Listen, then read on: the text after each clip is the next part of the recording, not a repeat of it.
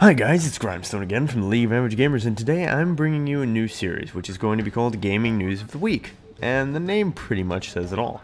What I'm going to be doing is summarizing any gaming news that has happened this week, so be it new games released, or top games on Kickstarter, or just any major news in the industry in general, I will be going over.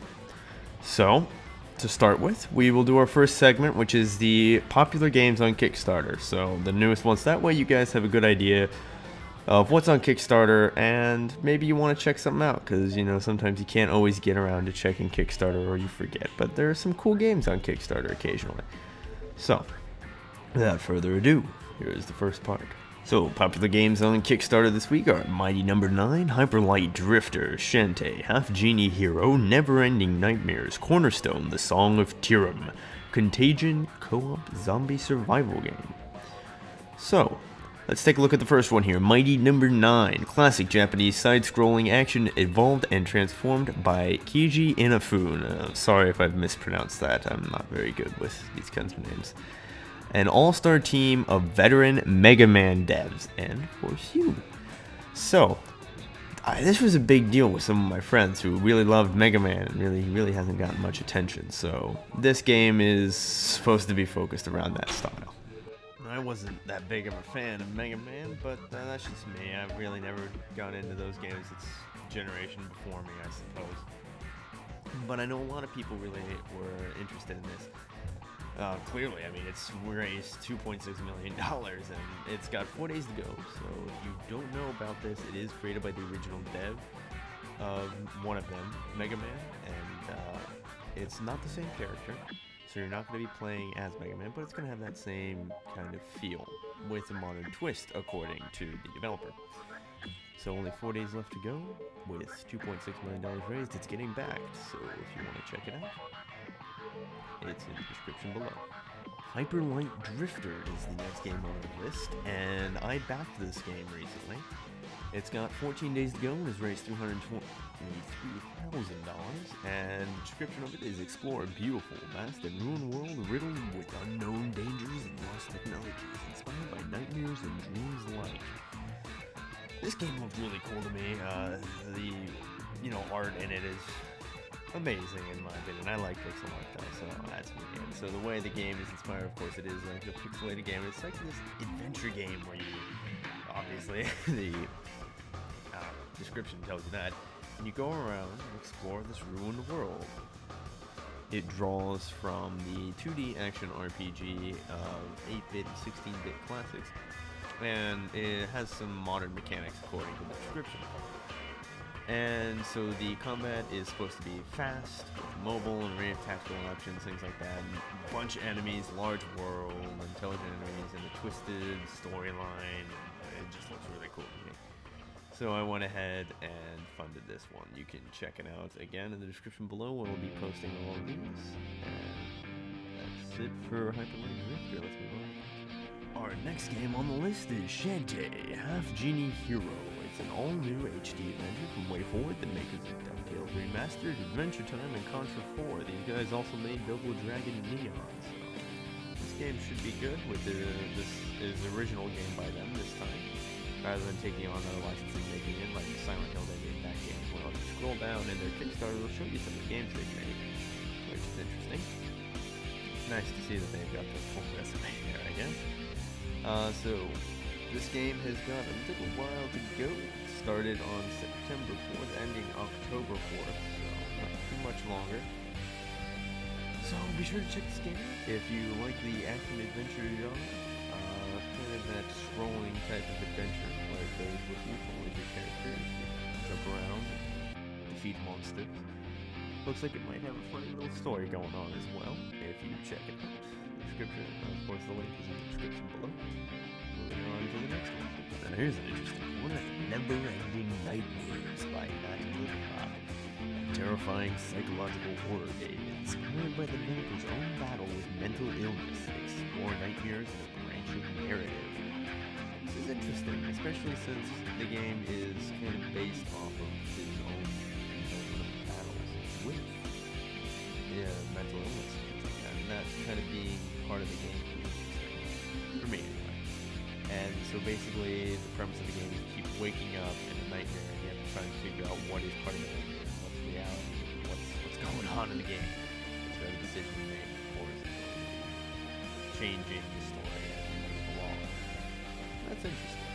So, another horror game for all of you horror fans who enjoyed Amnesia, things like that. Here's a game for you all, from what I can see. So it's only got 52 hours left at the time of this recording, and it hasn't been funded yet.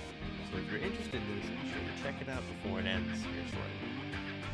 The next game on our list is Cornerstone, The Song of Tyranny by Ascension Games. Wind Waker meets Dark Souls, an open-world action-adventure game with an emphasis on physics and player choice for PC, Mac, and Linux. This is an interesting game. It's got a lot of physics-based things in it. Of course, that's what the game says, but looking at the video here, it seems like you can do a lot with the physics engine in the game. So you notice certain things in certain areas that you can't get to right now, but you can kind of break off or stack things up or sail like your ship, because in this game, apparently you get your ship, your own ship. And you can sail that up to it, climb up your ship's mast, and jump over onto things. That's kind of cool. So there's also the fighting system in the game, things like that, that I guess would be drawing on Dark Souls and Wind Waker and things like that.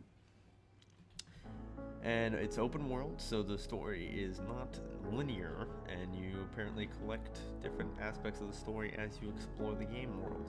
That's interesting. I like games like that.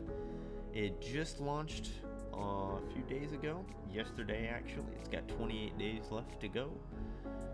It's raised $5,000.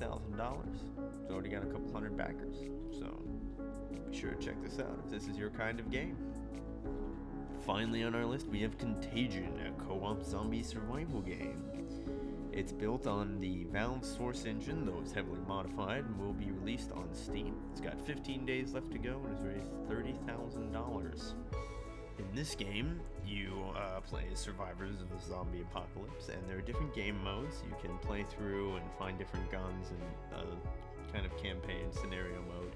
There's an extraction mode where you extract people, like other survivors, barricade, defend the point until they're safe to extract them. There's a free-for-all PvP zone where, of course, it is free-for-all, so you kill each other on site. And the interesting thing about this game is that it's built on it's got a really good sound engine, apparently. And so every sound you make, could notify a player or things like that, so you gotta really listen. The example they used here is the one player called another one, and so that player pulled out his phone and checked it, and you can hear a little ring when he opened it up. And so the player jumped in and killed him because he knew that he had opened up his phone. And didn't have his gun out, which is interesting. Of course, that also works on zombies. If you throw like a coin somewhere, the zombies are going to go check it out, but if you make too much noise, they'll turn around and find you. And in this game, you can get bit and infected, unlike in other games where if you just get hit and infected, you can cure yourself. You can't do, well, maybe you can cure yourself, I'm not sure. I don't think so. That wasn't said in the video, so maybe we'll find out. But in this game, you will turn into a zombie and then play as a zombie and kill players and things like that, of course, and team up with other players and other zombies to siege little defense points and things like that, and hunt down players. And that's interesting. So I'm interested to see where this game goes. See how many players are in each game. If there's a lot, then that'd be really cool. If there's only like 3 or 4, it says co-op, but I feel like there's going to be definitely more than 2 players. Maybe not. We'll see though. But from what it looks like, there's 3, 4, 5. It just depends on the game mode, I suppose. I think it means cooperative in this case. So that's the Kickstarter projects that are popular this week. Moving on to the next segment of the show. In other news this week, Steam has released that they are going to be creating a new operating system. Not just for your computer, but mainly focusing on the TV in the living room. And so this idea is just to bring the whole Steam idea, the Steam system, into the living room where you have your TV, your smart TV, for instance, would be running off this, the Steam box, so on and so forth, would be running off this new Steam OS. And so that's interesting that they're kind of making the move that a lot of other companies seem to be doing right now. Xbox One is making that where they want to get more into the living room and make this your main entertainment center rather than something else. So, I mean, it's a pretty big market, I suppose, that they're getting into, and they have the money and resources to do it, so why not expand your marketplace, I guess, is the idea here. It's basically going to be a free, standalone operating system for living room, anything, I suppose. Mainly smart TVs is what I'm thinking it'd be useful for right now, and it's built on Linux, so I guess that means it could also be modifiable. We'll see how that goes. And it tries to get the gaming experience in for the big screen. Now, I'm not sure what the practical uses are yet. I don't know if Steam wants to get into console gaming or something like that. Because the way PC gaming works right now, it's going to be weird trying to get that on a big screen, unless, of course, it's a first-person shooter, in which case I suppose that could work.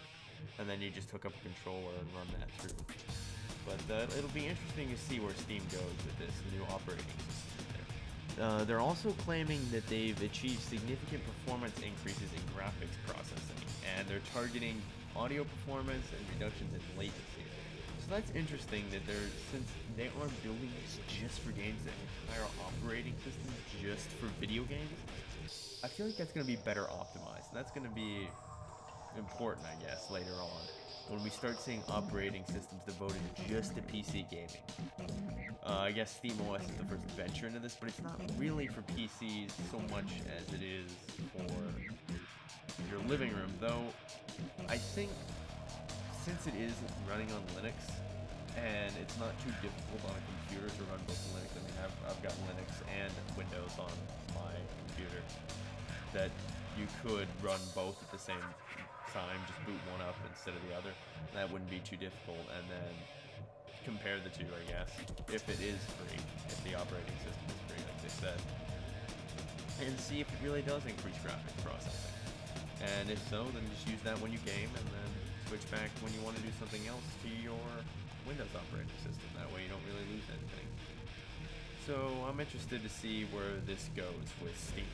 That's the latest news so far on the Steam operating system, which was announced earlier this week. Oh, and of course I should mention it does have your in-home streaming. It gives you music, TV, movies, and you can stream games to your friends and things like that. But I figured that was kind of self-explanatory, since that's the way a lot of systems are going right now, where you can live stream everything you play. So that's just, I haven't really ventured into that too much yet, but maybe in the future, as things go that way, I'll start live streaming. We'll see. For now, I think we'll stick with YouTube. I've got enough to do. In other news this week, Radeon unveiled their newest line of graphics cards, and one of them is supposed to be even more powerful than the Titan, which, again, is the most powerful graphics card out there, and is the most expensive by far. And supercomputers, apparently, is kind of the claim there. And this one's more powerful than that. So that's going to be interesting. It's good to see AMD keeping up with NVIDIA here, with their graphical power and technology, so it's there if you want it. I'm not sure if the games are really optimized to handle the amount of graphical power that these graphics cards have, but it's nice to see that they are still keeping up. Because I was wondering when AMD was going to come up with their counter to that Titan graphics card, which came out earlier in the year. That was all big hype around that. It's so powerful, huge. So it's interesting. We'll see how this goes. Additionally, the Frostbite game engine, they released a little more about that, which is supposed to be the equivalent, or I guess you'd be replacing DirectX with this. I think they're creating their own game engine. Well, kind of. I guess it's kind of like just a replacement for DirectX. And that's cool. I mean, to see that there is a replacement. I've been using DirectX since, I've always used DirectX. I didn't think there was ever something you could replace it with. And the fact that AMD is developing something like that, that's good, I think. Because then you'll have something you can compare it to. You know. Since it's being made by a graphics company, I assume it's going to be good. So hopefully that'll increase optimization of graphics cards, which seems to be the big hurdle we need to get over right now. Just because the Titan, from what I've heard about it, is that it's so powerful, and I guess the next generation of AMD, some of these ultra powerful ones that they come out with that are just so massive and so amazing in their technology that games cannot properly handle it. They just simply cannot run that kind of power. They can't withstand firepower of this magnitude. So games can't fully, use the power that's there. And that might have to do with DirectX, and so maybe that'll come in handy. Again, that might have to do with the operating system, so we got the Steam OS. So this was a big week for computer gamers. All this news coming out about AMD, Steam OS, things like that. And we're going to have to definitely keep an eye on some of these developments. To wrap up this segment of the gaming news of the week, we are going to tell you about the new releases for PC the week, starting September 22nd and on. So we've got Day 1, Gary's Incident, Timeline's Assault on America, Alien Rage, FIFA 14, Rise of Venice, Shadow Warrior, Iron Soul, Scribblenauts Unmasked, a DC Comics adventure, the highlight, Train Simulator 2014, Weight of Darkness, Realmstone, Beyond Jeremy, Loving Life, Call of Duty Black Ops 2 Apocalypse, and Pac-Man Championship Edition DX Plus.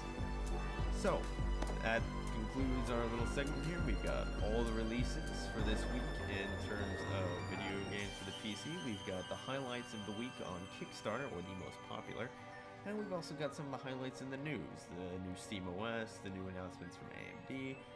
And so I'd like to see what NVIDIA's counter is to AMD's release. And I want to know if there's another company out there that's competing with Steam, like Origin, things like that, and see what their response is to the Steam OS. Now that Steam's kind of moving into that market, are other companies going to start doing that? Though I don't see many really having the resources to do that, I suppose. Steam just is giant. But we'll see. I don't know a ton about the market, so I can't really say for sure on these things. We'll just have to wait and see. I can only report what's going on and try and summarize it for you all in this nice little segment here. 20 minutes, not even, and you get all the gaming news that you'll need for the week. So if you have any ideas, if you have any comments, suggestions on how I can improve this series, or how I should edit it, things like that, be sure to tell me in the comments or private message me or whatever, and I'll be sure to respond to you. So for now, remember to like, subscribe, and I'll see you guys next time.